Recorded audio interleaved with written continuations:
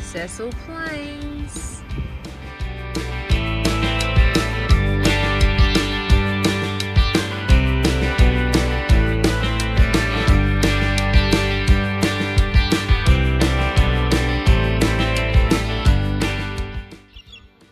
Can you see the kangaroo?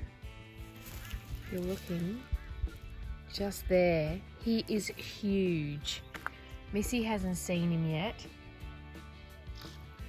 We are in St George and this is our morning view. Just gorgeous. I'm trying to get closer to the kangaroo so you can see. This thing is gigantic. Like he'd probably stand my height. Oh, he's gonna move. He's not. Oh, there's two. Oh, might be mama and baby or something, or like the teenager. Have you seen him yet, Missy? Maybe, I think she has.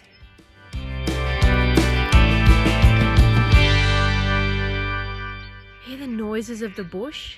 Like there is nobody around here. In the very far distance you can't even see some campers. These kangaroos are not taking their eyes off us. There's actually three.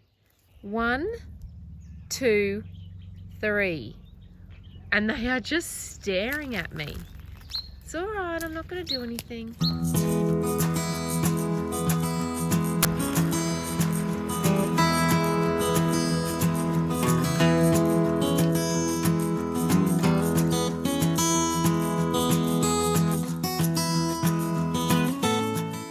Good morning, campers. Good morning. We are coming to you from out in St George. Live from St George. Well, it won't be live by the time you see it, but you know, it's actually Christmas Eve, 24th of December, and there is virtually no one around. We started our trip yesterday from Brisbane, and we drove probably about 500 kilometres. Through Toowoomba. Yeah, through Cecil Plains. It was lovely in Cecil Plains. There was some Santas and that sort of stuff, and then we went through Mooney, and then we ended up last night staying in St George, but we weren't right in town. We were a little bit out on the river, which looked really lovely. But it's really creative. The Outback people, they're quite ingenious and creative in what they're doing for Christmas. You'll be driving along for 100 kilometres, not see a single thing, and then there's an entryway into a farmland, and they've pulled out a tractor and they've got a blown up Santa, and they decorated the tractor to make it look like reindeers. It's really creative what they're doing. It's fantastic. Good on you. Absolutely. It is really, really lovely. And we're going to be heading from here now, going further west. We're going to sort of heading in towards the centre of Australia, aren't we? Pretty much. We are going to Cunnamulla, and then we're going to Thargomindah. We're probably going to stay there, show you our sort of little camping setup, and then from there we're going to head into the centre and cross the border into South Australia. So we'll be skirting the Simpson Desert and then heading into the Strzelecki Desert. So it's worth having a look on the maps. It's pretty interesting territory out there, but you'll see some pictures as we go through. Yeah, so have a great day. We'll come back soon. Cheers guys, see you on the road.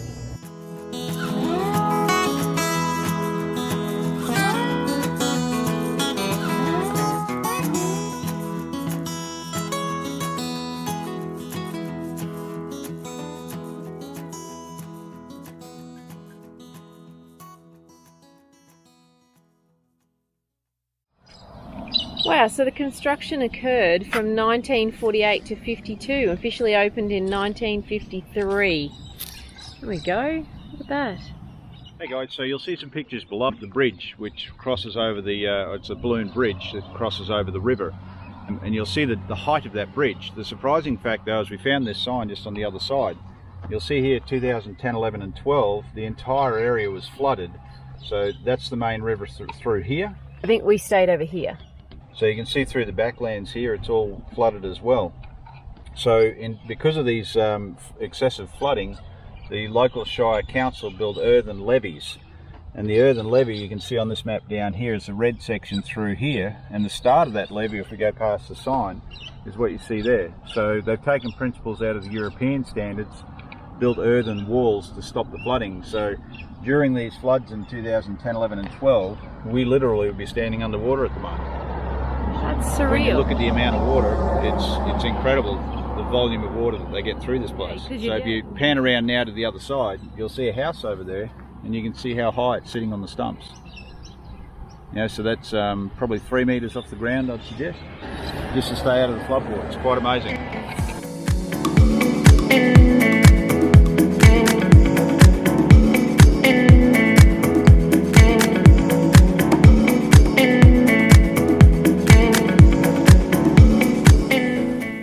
I don't know how much fuel that you would get out of these now.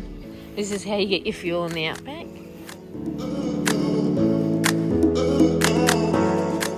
So here we are in Bollen State School. It's very cute, very Outback. Hang on, whoa. I got Missy tied up to me. Down the main street. Here we go. She tried to twist around.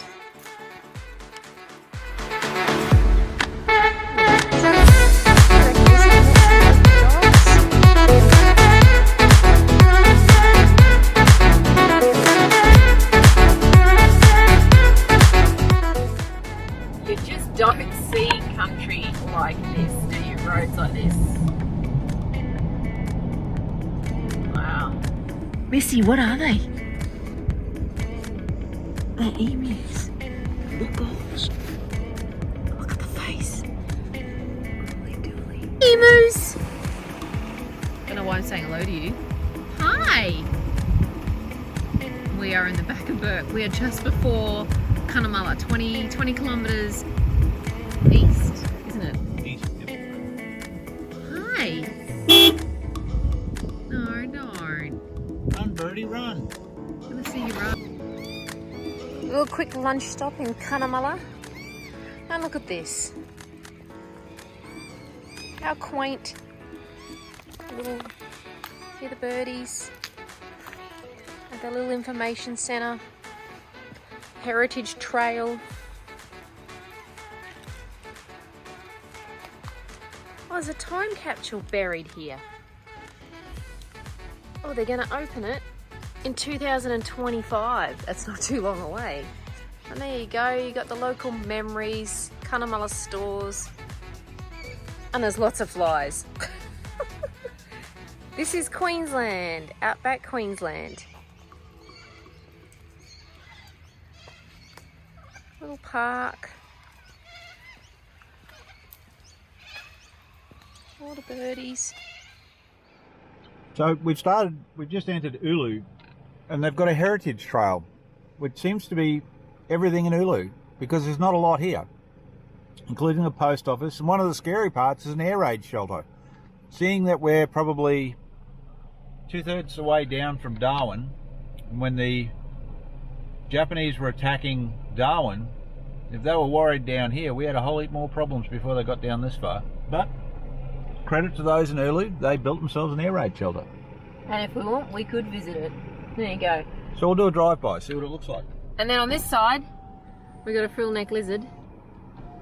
And we have tower, and we've got the town mascot. And a dish. on a dish. That's about as exciting as you get in Ulu. Yeah. And a little bit of rain, which is nice. The temperatures are lovely. It's probably only about 23 degrees. 23 degrees. Just lovely. Ulu boar. There's the boar. That's a historic monument. And this is their mascot thing or whatever.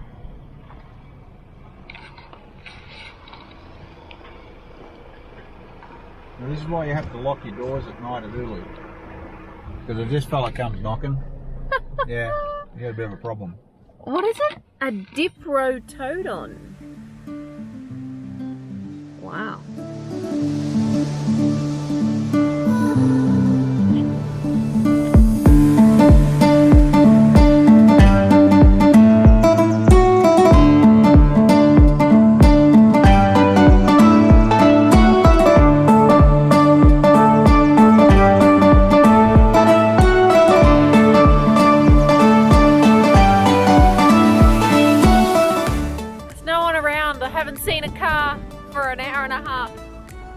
But I found someone. It's cold in the outback though, so we've got our Darrow bin here, ready to go to Cameron's Corner that way. St George is over that way. A long way. And nothing at all over this way. But it's a floodplain. It actually is a floodplain down there.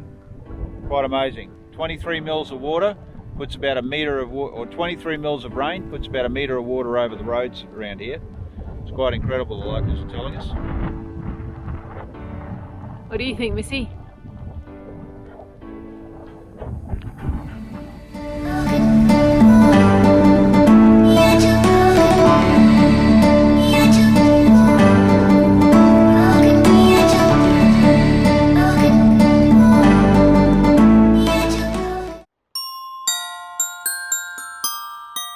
Good morning, Missy. Morning, campers. Merry Christmas. As you can tell, it's a Merry Christmas. It's Christmas Day. We found Santa's helper here. You can see Santa's little helper here. And there we go. And she's even got a Christmas lead. Thanks to my mum, she bought her that for Christmas, and we brought it out here. But we are in the middle of nowhere. You can see that we are the only people around. Well, only 4 people. There's the 2 of us, the dog, and over there in the homestead, which is the Noccundra Hotel, there's 2 people there for Christmas.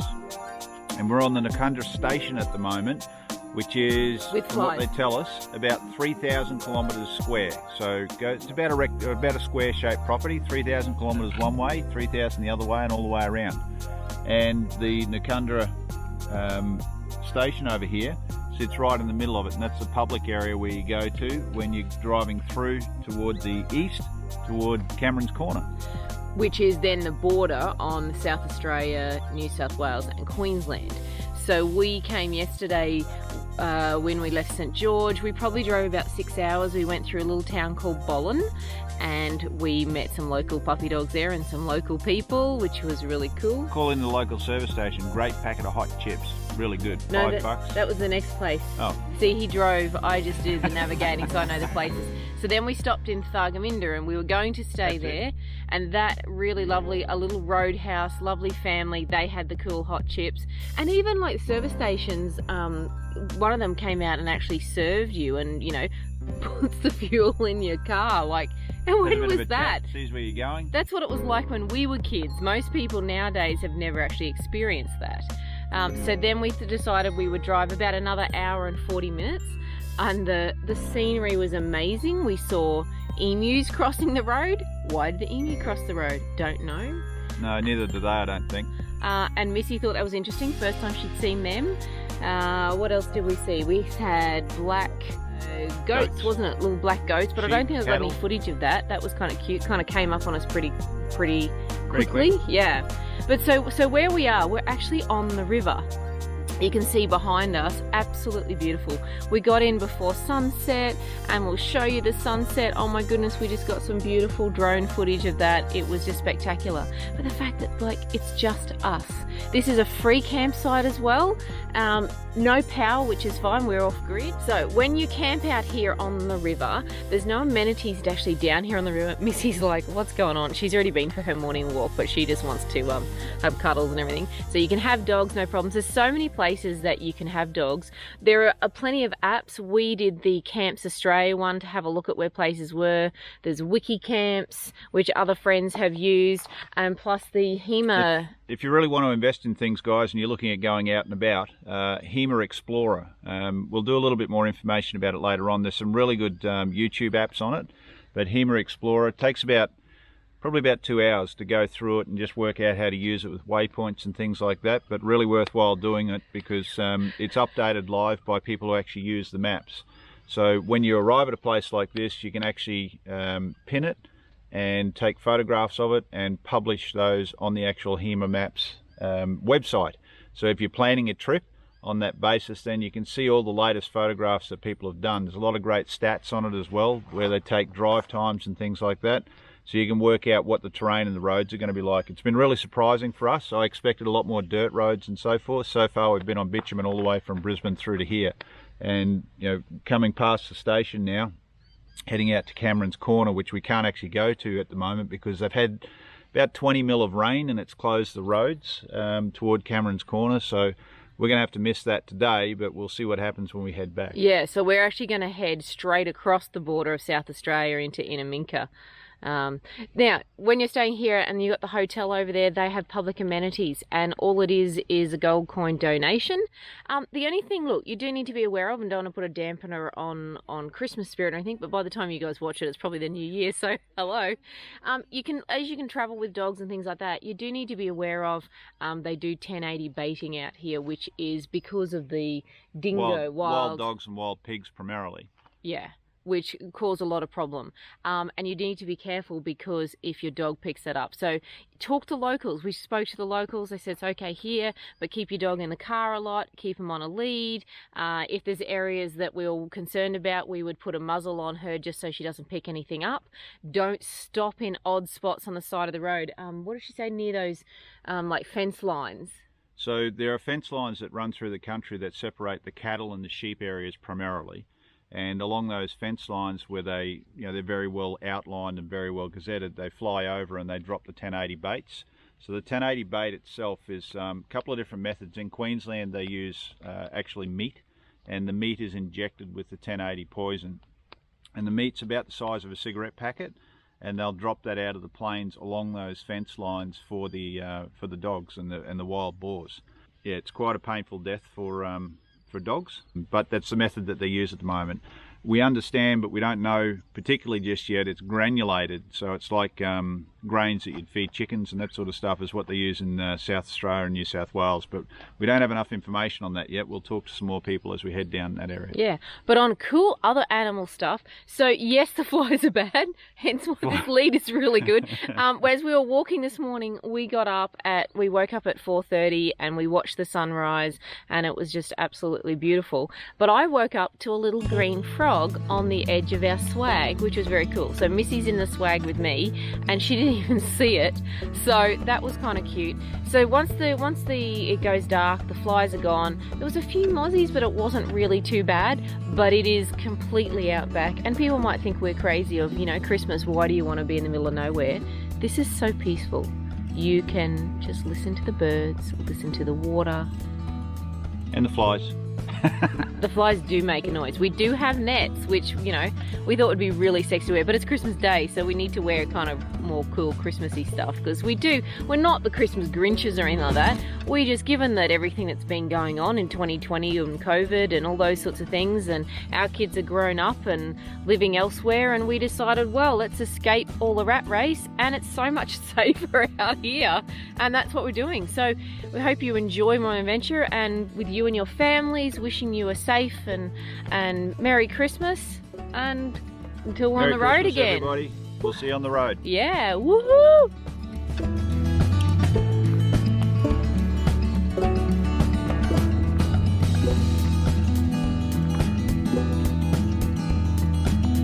Literally, nobody, just us.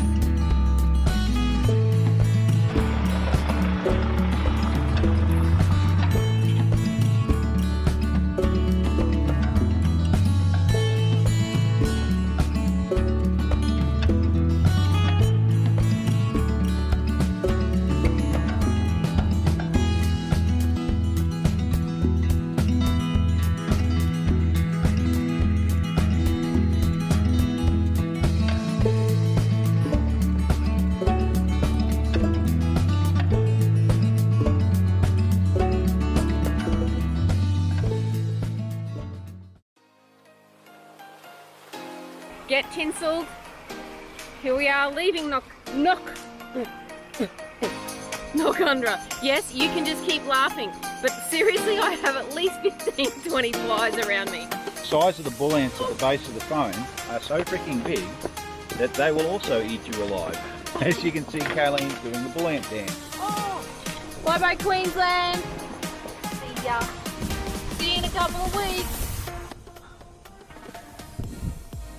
This is Innamincka.